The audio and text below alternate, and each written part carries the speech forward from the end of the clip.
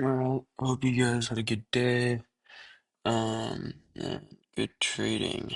So we'll go over today's price action, starting on the daily. We had previous day highs there and previous day lows down here. And technically on the daily we are bullish 4 hour, which is an important thing to keep in mind for the future. Coming into Tuesday, we had on the 4 hour, we were bullish with this 4 hour market structure shift. Yeah, so that 4 hour market structure shift. Besides that, something that I was looking at was this order block right here. I thought that this was pretty relevant for this morning's price action. Anyways, there was this, other than that, there was this previous day low down here and previous day highs up here. As well as uh, this was buy side liquidity that I had marked. And then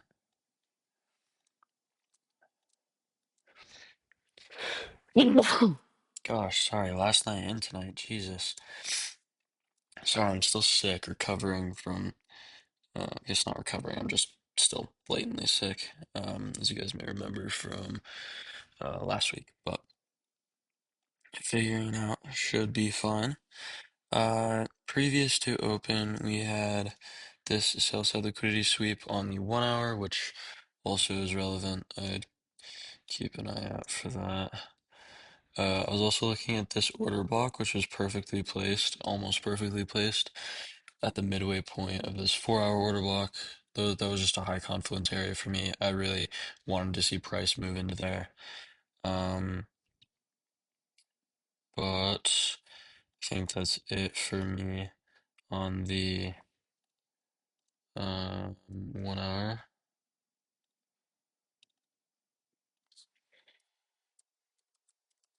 Sweet.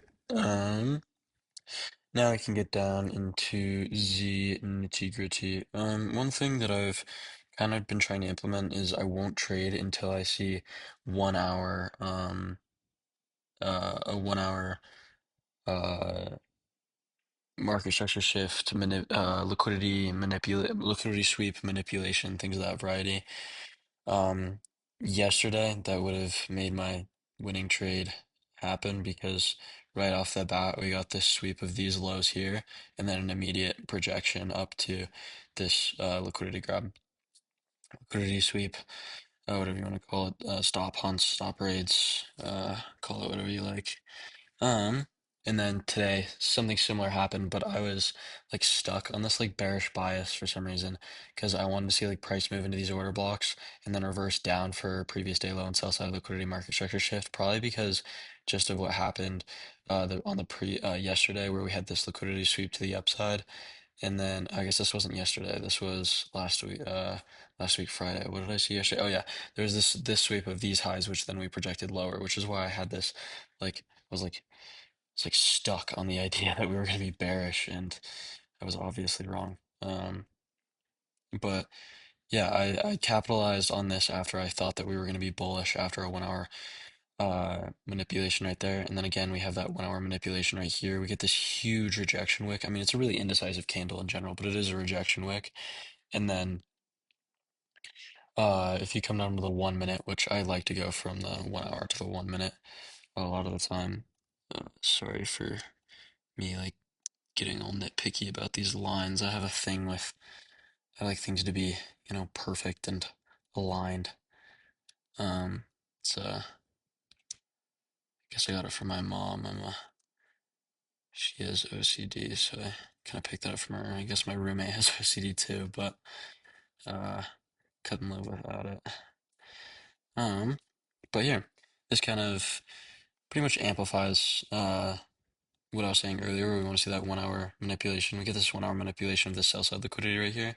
And then right after that, we get this huge move up into this order block, which was um, liquidity range that I was interested in. We get this rejection wick after almost filling that 4-hour order block. All really, really strong signs. And then, of course, to follow, we then come down into a perfect retracement. One thing that we can recognize is that it perfectly hits equilibrium. And then, not to mention, we have this fair value gap right here. We're literally looking for any kind of entry. Once we get this fair value gap, the entry, this is the ideal entry, by the way. This is not what I did. But then the ideal entry, you can look for that kind of market structure shift, because I probably wouldn't want to enter right after this because I don't know if we still want to reach for these highs or if we want to reverse and go lower. But this 1 minute market structure shift right in here is pretty strong in my opinion.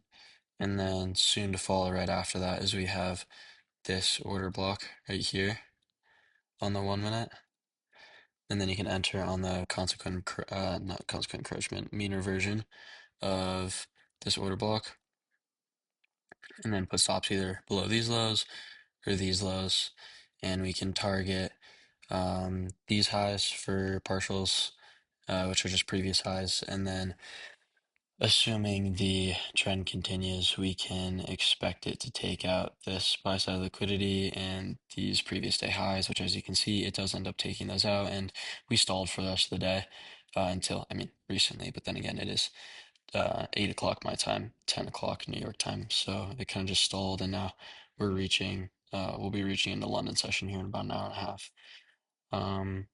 But yeah, no, today was actually a very straightforward textbook day in my opinion, with that 1 hour manipulation in line with 4 hour and daily trend, and the 1 hour trend actually once we had this up leg and then just um,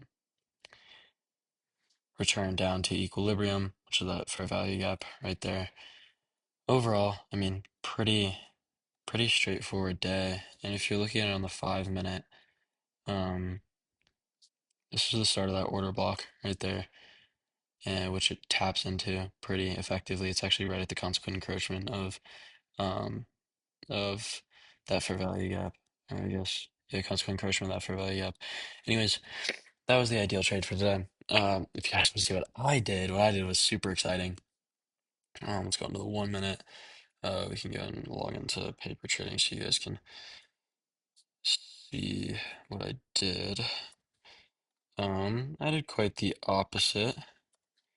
I was hooked on the idea that we were going to be bearish, even though it's pretty clear that that wasn't true. This was my main liquidity. This 4 hour order block on top of the 1 hour order block was my primary liquidity range that I wanted to see it hit. It goes in, it hits it, and then we start seeing these moves down. What I see right here is we have a move up into